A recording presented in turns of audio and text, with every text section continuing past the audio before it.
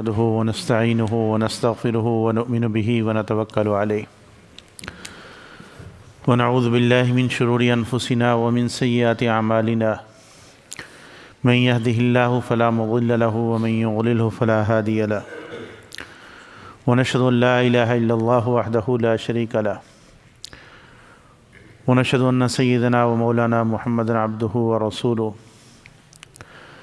أما بعد فأعوذ بالله من الشيطان الرجيم بسم الله الرحمن الرحيم يا أيها الرسل كلوا من الطيبات واعملوا صالحا عن أبي عبد الرحمن أن رجلا قال لأبي درداء رضي الله تعالى عنه علمني كلمة ينفعني الله عز وجل قال واثنتين وثلاثا وأربعا وخمسا من عمل بهن كان ثوابه على الله الدرجات العلى قال لا تأكل إلا طيبا ولا تكسب إلا طيبا ولا تدخل بيتك إلا طيبا وسل الله يرزقك يوما بيوم وإذا أصبحت فاعدد نفسك من الأموات فكأنك قد لحقت بهم وهب عرضك لله عز وجل فمن سبك أو شتمك أو قاتلك فدعه لله عز وجل وإذا أسأت فاستغفر الله عز وجل صدق الله العظيم وصدق رسوله النبي الكريم ونحن على ذلك من الشاهدين والشاكرين والحمد لله رب العالمين اللهم صل على سيدنا ومولانا محمد وعلى آله وأصحابه كما تحب وترضى عدد ما تحب وترضى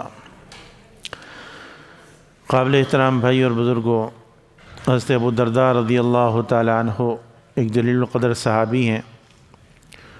اور ان کو حکیم الامت کا لقب دیا گیا۔ ایک شخص ان کی خدمت میں حاضر ہوا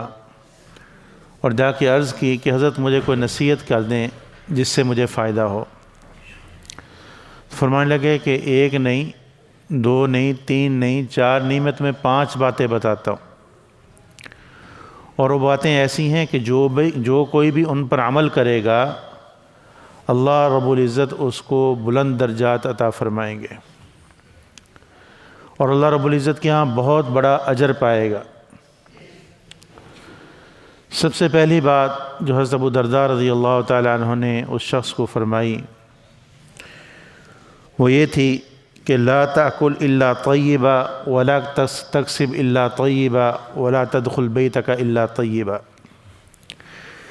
کہ پاک کھاؤ، پاک کماؤ اور گھر میں پاکی کی حالت میں داخل ہو، یعنی تمہارا کھانا بھی پاک ہو، ایسی چیز جس کو اللہ رب العزت نے حرام قرار دیا ہے وہ تمہارے پیٹ میں نہ جائے، کیونکہ حرام لقمہ جب پیٹ میں جاتا ہے تو پھر انسان کی عبادات بھی ضائع ہو جاتی ہیں، اجر و ثواب سے محروم ہو جاتا ہے، اور اسی طریقے سے وہ بدن جس کی پرورش مال حرام سے ہوئی ہو وہ جہنم کے لائق ہے۔ اور حرام غذا جو ہے وہ انسان کی عبادات کی قبولیت میں رکاوٹ بنتی ہے، بلکہ حرام کھانے سے عبادت کی توفیق ہی نہیں ملتی۔ مولانا روم رحمۃ اللہ علیہ فرماتے ہیں کہ جیسا کھاؤ گے ویسے خیالات دماغ میں پیدا ہوں گے، ویسے اعمال بدن سے سرزد ہوں گے۔ اگر پاکیزہ کھاؤ گے تو خیالات بھی پاکیزہ ہوں گے اور بدن سے صادر ہونے والے اعمال بھی پاکیزہ ہوں گے۔ اور اگر کھانے میں تم نے احتیاط نہ برتی، جانوروں کی طرح جو سامنے آ گیا کھا لیا، اب ہماری حالت تو وہ جانور کی طرح ہے، جانور کھانے میں یہ نہیں دیکھتا کہ مالک کا ہے کسی اور کا ہے اور یہ حلال ہے حرام ہے، اس کے سامنے جو چیز آئے اس میں منہ مارتا ہے۔ اب بعین ہی آج کل ہماری حالت ایسی ہو چکی کہ مال آنا چاہیے جیسا بھی ہو، جس طرح بھی ہو، چاہے وہ حرام طریقے سے ہے، کسی کی حق تلفی کر کے ہے، رشوت لے کر ہے، کسی کا حق چھین کر ہے، کسی پر ظلم اور زیادتی کر کے ہے۔ تو یہی وجہ ہے کہ پھر ہمارے معاشرے سے امن و سکون جو ہے وہ ختم ہو گیا اور ہمیں عبادت کی توفیق نہیں ملتی۔ تو حرام کی نقد سزا جو ملتی ہے وہ یہ کہ انسان عبادت سے محروم ہو جاتا ہے، اعمال صالحہ کی توفیق اس سے چھن جاتی ہے۔ حضرت یوسف بن ارطاط رحمہ اللہ ایک بہت بڑے اللہ والے گزرے ہیں، وہ فرماتے ہیں کہ جب کوئی آدمی عبادت کی طرف متوجہ ہوتا ہے تو شیطان اپنے چیلوں سے کہتا ہے کہ دیکھو اس کی غذا کیسی ہے،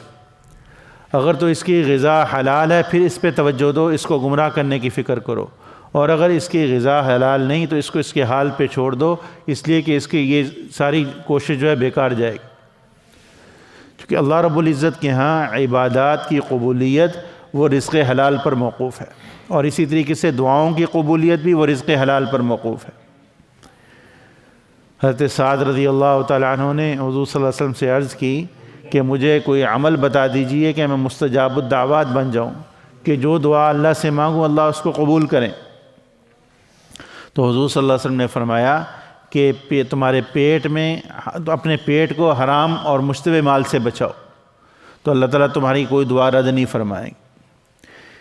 تو دعاؤں کی قبولیت کے لیے بھی یہ ضروری ہے کہ انسان اپنے جو ہے کمائی جو ہے اس کو حلال کرے،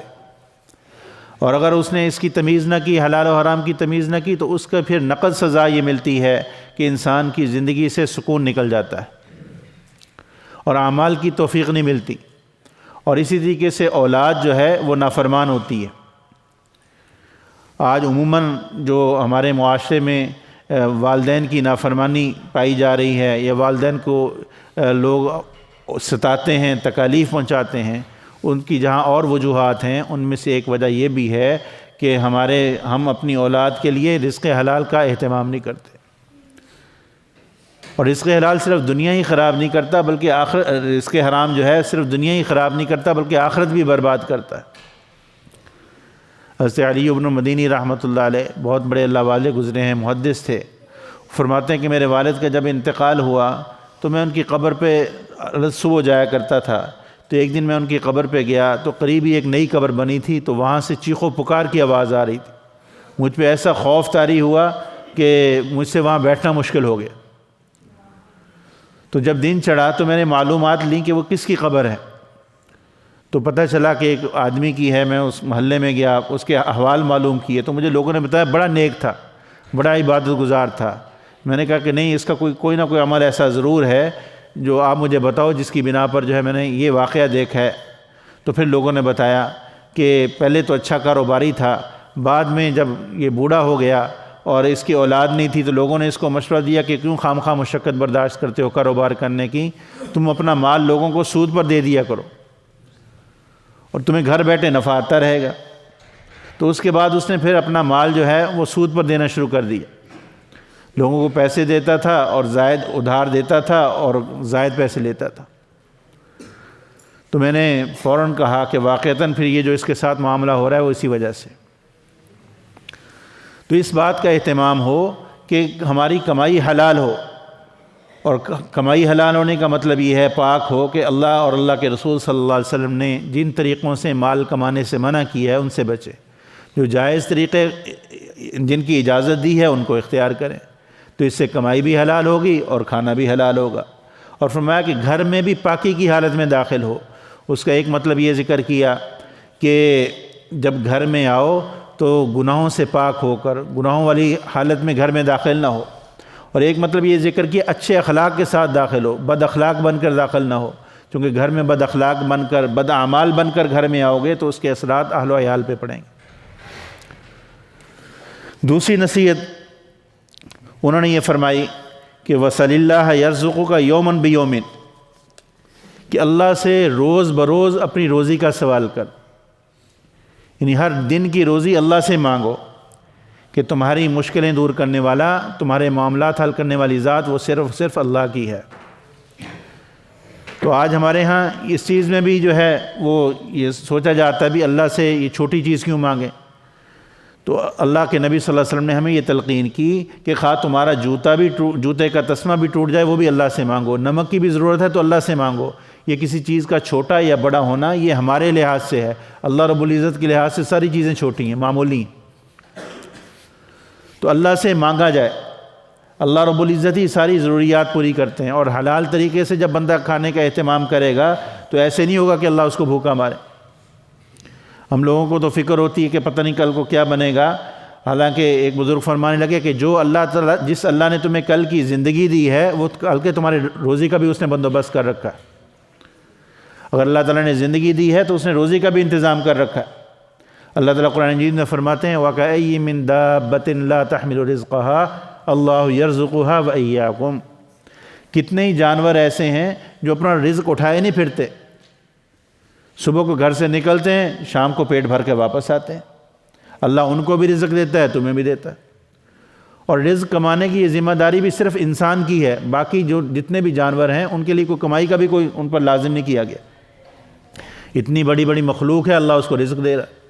یعنی ہماری ساری زندگی کی خوراک ان کا ایک وقت کا کھانا، اتنی بڑی بڑی مخلوق اللہ نے پیدا کی، اللہ ان کو رزق دے رہے ہیں۔ تو ہمیں یہ کہا کہ مال حرام طریقے سے بچو تو تمہاری میں مدد کروں گا، تو اللہ سے دن بدن کی روزی مانگو، جس چیز کی ضرورت ہو وہ اللہ سے مانگو۔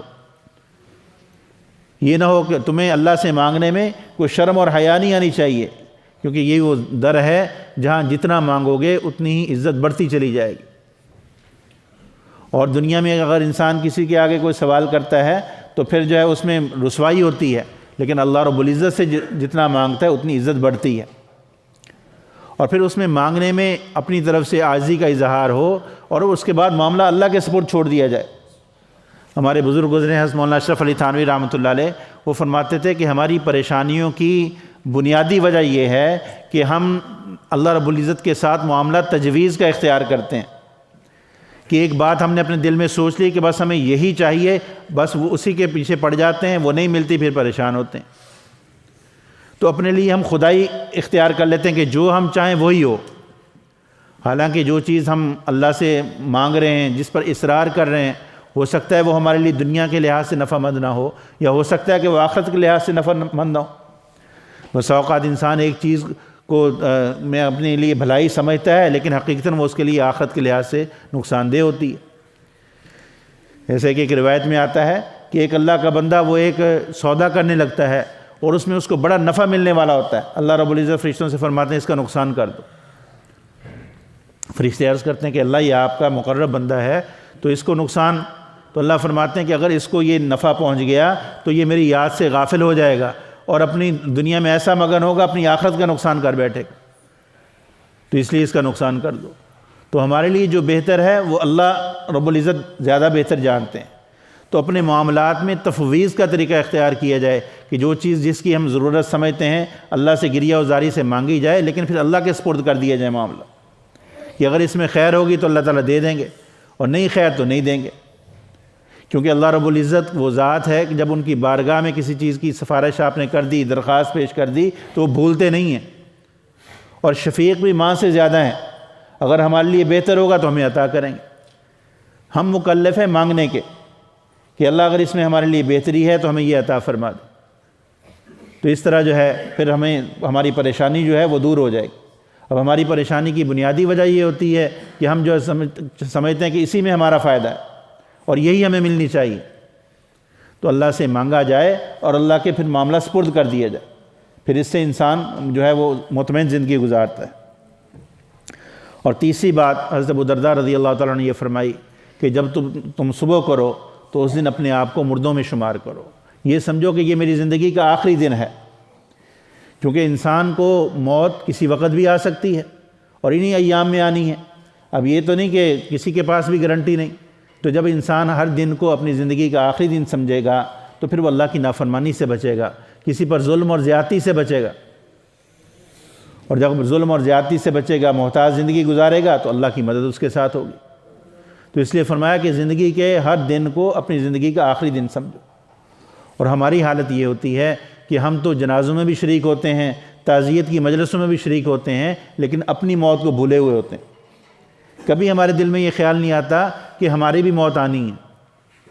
تو اس لیے زندگی ایسی گزارتے ہیں من چاہی زندگی، جو دل میں آیا کر لیا، جو دل میں آیا کھا لیا، جو دل میں آیا زبان سے کہہ دیا، یہ نہیں سوچا کہ زبان سے یہ بات نکال رہا ہوں اس پہ اللہ کے آگے مجھے جواب بھی دینا ہے، یہ عمل کر رہا ہوں اس کے متعلق اللہ کے آگے جواب بھی دینا ہے۔ ہماری بنیادی خامی جو ہے وہ یہی آخرت سے غفلت ہے کہ ہم لوگ جو ہے ہمیں علم تو ہے لیکن اس کا استحضار نہیں ہے۔ تو اس لیے حضرت ابو درداء رضی اللہ عنہ فرمانے لگے کہ ہر دن کو اپنی زندگی کا آخری دن سمجھو،